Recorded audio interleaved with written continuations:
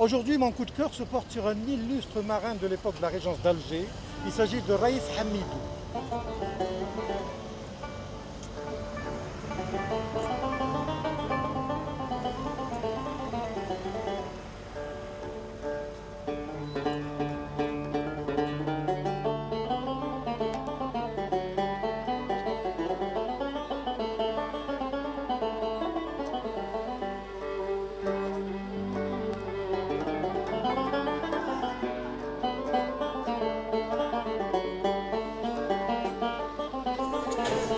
D'après mes notes, c'est la rue où est né Raïs Hamidou. Nous sommes à la Basse Casbah, à côté de Djamah Tetchawa. C'est la rue du Soudan, ex-Zanqet Hassan Pacha.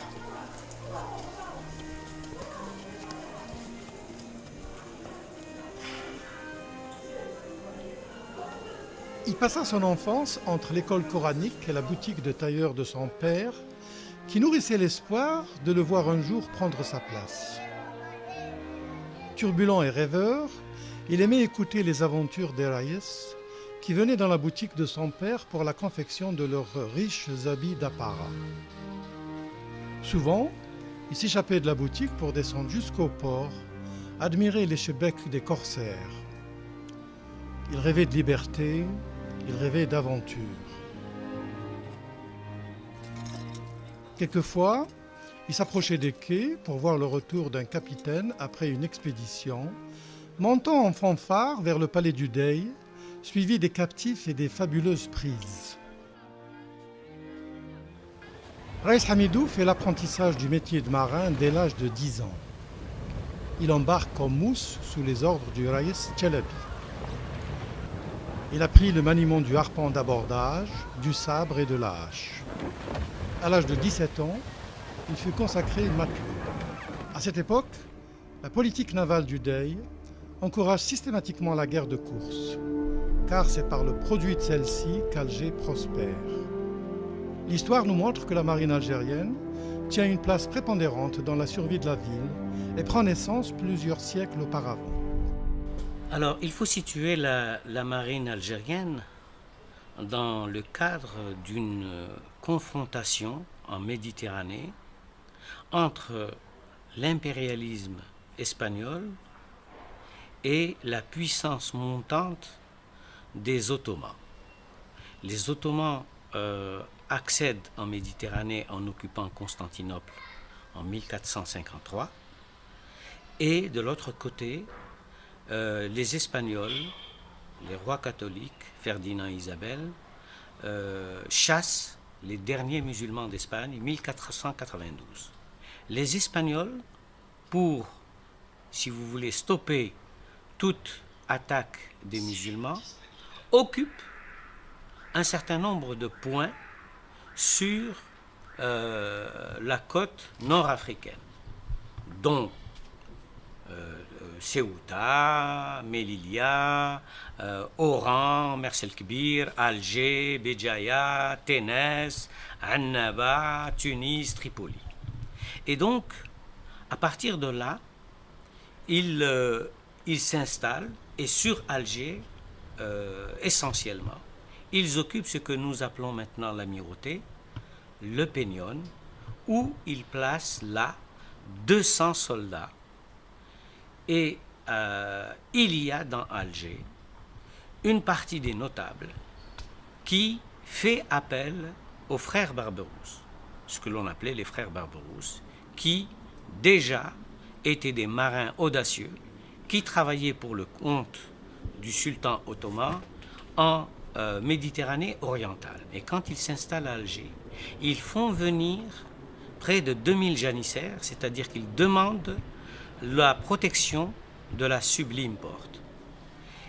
Et à partir de ce moment-là, Alger devient le premier bastion qui fait face à l'impérialisme espagnol. Et c'est comme ça que Alger est attaqué en 1516, en 1518, en 1522, en 1541, qui est la grande, disons, la grande victoire sur Charles Quint, hein, où Charles Quint arrive à perdre 25 000 hommes. Et à ce moment-là, Alger a cette réputation d'être invincible, d'être Alger al-Mahrousa, Alger l'a bien gardé. Et donc, à partir de ce moment-là, se développe, il y a un phénomène qui va se développer à Alger. Alger va prendre une importance incroyable dans le domaine de la marine. On apprenait le métier sur le tas. Il fallait faire preuve de courage et d'obéissance. La place devait être gagnée chaque jour. Notre héros reçut son premier commandement vers l'âge de 25 ans. Il devient Raïs al-Bahar et intègre ainsi le cercle très fermé de la Taïfa des Raïs, les seigneurs de la guerre navale. Ses qualités d'homme de mer lui ont valu les louanges du premier conservateur français Albert de Voul. Son audace, acquise dès son jeune âge, et son sens tactique ont fait de lui un authentique démon de la mer. Ses qualités lui permirent de s'attaquer à des bateaux de guerre bien plus puissants que sa frégate. C'est ainsi qu'il s'empara d'une frégate de guerre portugaise. Et l'événement fut retentissant.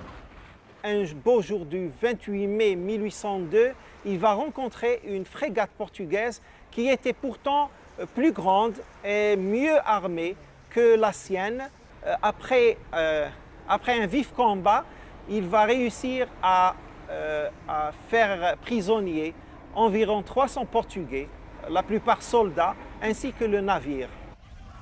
L'affectation des Algériens ou Koulougli à des postes de commandement ne font pas l'unanimité de nos historiens. Pour certains, ils en étaient exclus. De 1516 à 1830, jamais on n'a permis à un Algérien de prendre les commandes d'un bateau. Cela ne veut pas dire qu'il n'était pas courageux. Pour d'autres, le pouvoir ne faisait pas de différence entre les autochtones et les Turcs de souche ou les convertis. Il y a beaucoup de raïs. Je peux citer Ali Bouzerri'i. Il a activé dans la course vers les années 1810-1820. Il y avait Mohamed el-Qadoussi, Fahs el-Qadous, près de Sidi Ben Wagnoun, ou Sidi Ben Aknoun actuellement. Il y avait même Saleh el-Djidjili. Comme nous sommes là en période de déclin, comme si vous voulez, les commandants d'Alger, les Dey d'Alger n'avaient plus cette force-là, alors ils ont permis, parce qu'on ne trouvait plus des corsaires de la trempe de Al-Jali ou de Mourad Raïs ou de Khaireddin Barberousse, et à ce moment-là, donc, on s'est rabattu sur ces jeunes comme Raïs Hamidou. Corsaire est fier de l'être. Autorisé par son souverain à courir contre tout navire ennemi, qu'il soit militaire ou autre. Ces prises sont déclarées légitimes par un tribunal spécial siégeant au port et appelé Wakil el-Khorj.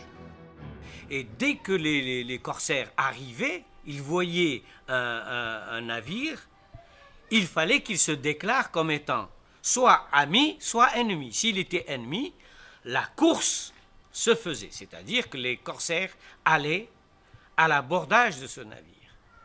Et elle était déclarée de bonne prise. Parce que quand une prise n'était pas bonne, c'est-à-dire quand on ramenait la prise à Alger, le consul de la nation amie disait « Non, nous avons un traité ». Et on relâchait la prise.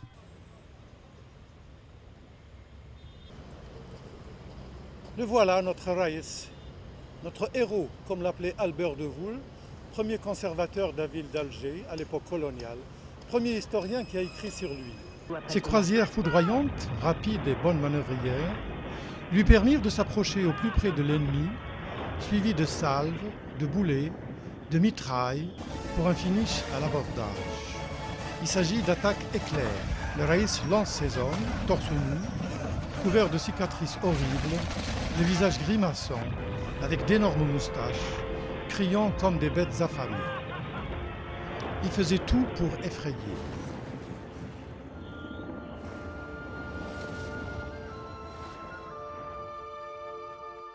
Vers 1796, un jour de forte houle, son chebec, qui lui avait été confié par le Dey, est fracassé sur les rochers dans le port de la Cale, à l'est d'Alger.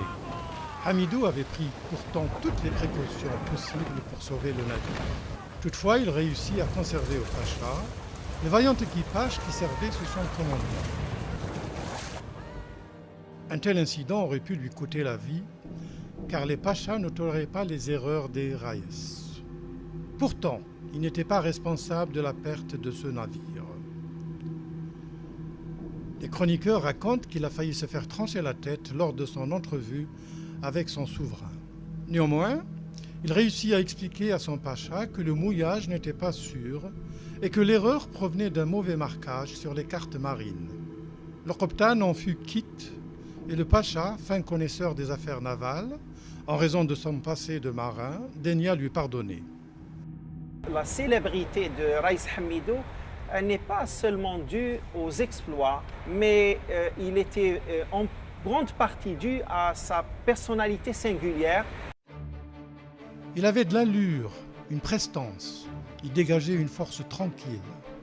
Une de ses connaissances, la fille du consul britannique, le décrivait ainsi.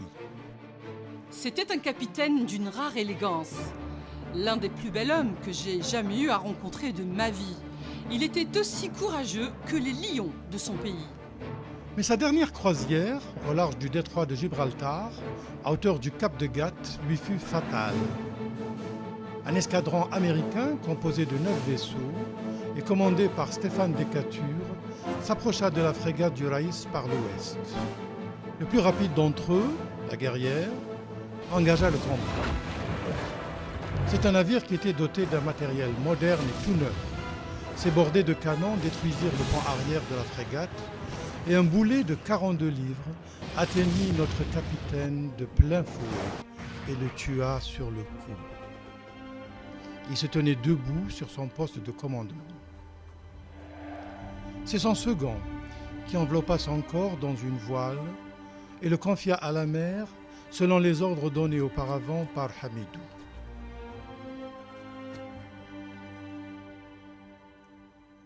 Il perd la vie face à une escadre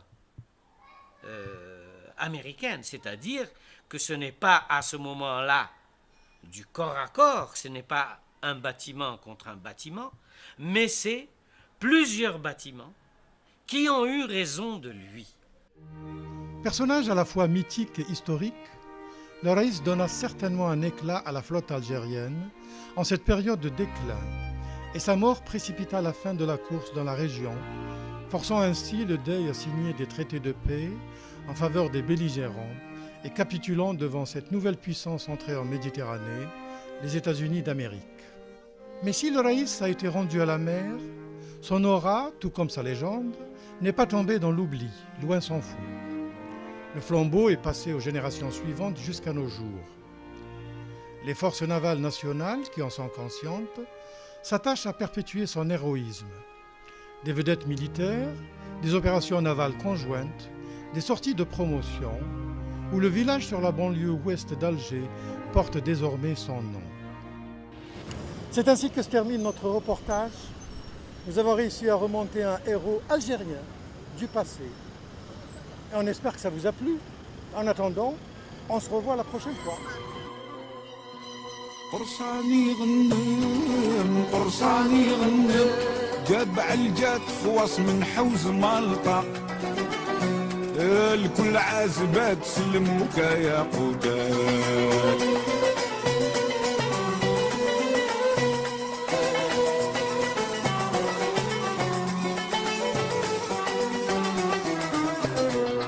قرصاني علم قرصاني علم فوق يمين مالي معلم باشطة مصنوع من الوريق